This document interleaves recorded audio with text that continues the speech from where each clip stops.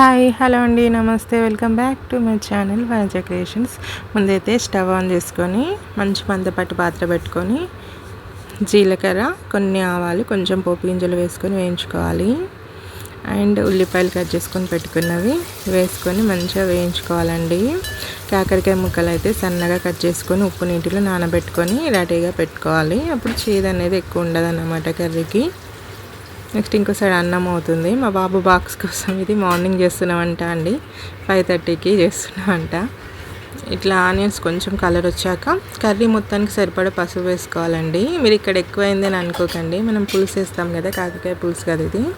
So పసుపు కరెక్ట్గా సరిపోతుందండి. మీకు ఇక్కడ వేసేసరికి కొంచెం ఎక్కువ అనిపించవచ్చు, కాకపోతే కరెక్ట్గా ఉంది. ఇప్పుడు ఉప్పు నీటిలో మంచిగా క్లీన్ చేసుకొని పెట్టుకున్న కాకరకాయ ముక్కలను ఇందులో వేసేసుకోవాలండి.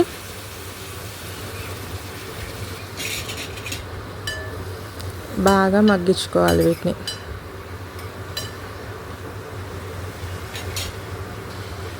నేను సాల్ట్ ఇక్కడే వేసేస్తున్నానండి, త్వరగా మగ్గుతాయని చెప్పేసి. కూర మొత్తానికి సరిపడా సాల్ట్ వేసేయాలి ఇక్కడే.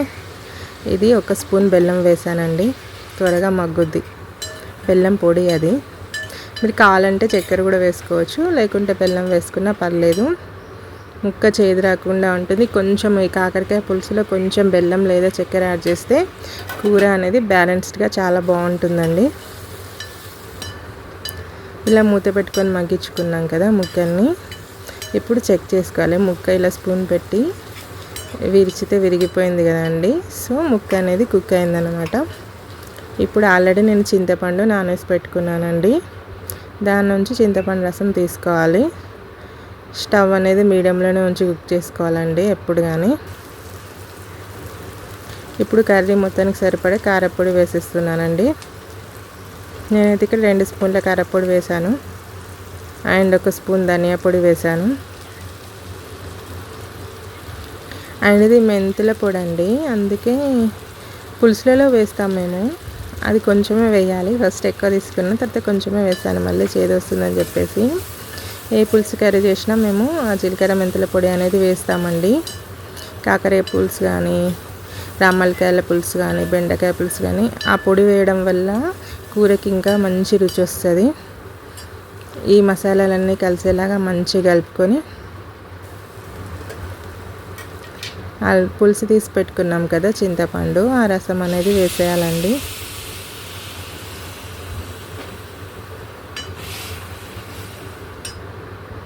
మన కర్రీ ఎంత కావాలో అంత పులుసు వేసుకుంటే సరిపోద్ది. కొందరైతే పులుసు ఎక్కువ ఉంటుంది, ముక్కలు తక్కువ ఉంటాయి. కాకపోతే మాకు ముక్కలు అంటేనే చాలా ఇష్టం కాబట్టి ముక్కల పులుసు ఈక్వల్ క్వాంటిటీ ఉండేలాగానే చూసుకుంటాము.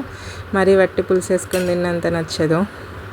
ఇదేంటంటే పుట్నాలు, పల్లీలు, నువ్వులు 3 దూరగా వేయించి మిక్సీకి వేసిన పౌడర్ అండి ఇది.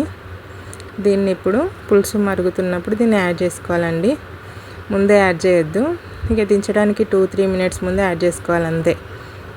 మనకి ఎంత చిక్కగా కావాలనుకుంటే అన్ని స్పూన్స్ యాడ్ చేసుకోవచ్చు. మేము పులుసు మరీ అంత పల్సగా తినము, సో నేను 3 స్పూన్లు యాడ్ చేశాను. ఇది బాయిల్ అవుతున్నప్పుడు దానికి చిక్కదనం వస్తుంది పులుసుకి. మనం ఇంకా స్టవ్ ఆఫ్ చేశాక కొంచెం కూర చల్లబడ్డ కొద్దీ పులుసు అనేది చిక్కగా అవుతుంది. వేడి మీద కొంచెం పల్చగా అనిపిస్తుంది అంతే. దించుకునే ముందు మంచిగా సన్నగా తరిగిన ఫ్రెష్ కొత్తిమీర వేసేసుకున్నాను. యాక్చువల్గా పులుసులో కరివేపాకు వేయాలి, మాకు లేదు సో వేయలేదు. కానీ కరివేపాకు ఇఫ్ మీకు అవైలబుల్ ఉంటే వేసుకోండి. పోపులోనే వేయండి కరివేపాకు, చాలా బాగుంటుంది. మరి కాసేపు మూత పెట్టి మగ్గించుకుందాం. మన కర్రీ రెడీ. చుట్టూ చూడండి ఆయిల్ తేలిందన్నమాట. సో కర్రీ అనేది రెడీ అయిపోయింది మనకి.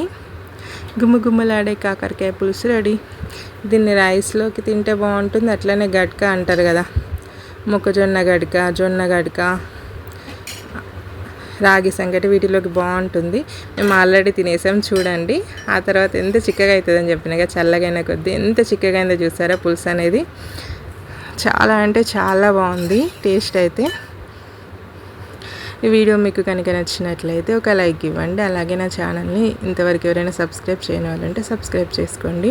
వీడియో మొత్తం చూసినందుకు చాలా చాలా ధన్యవాదాలు. Bye bye.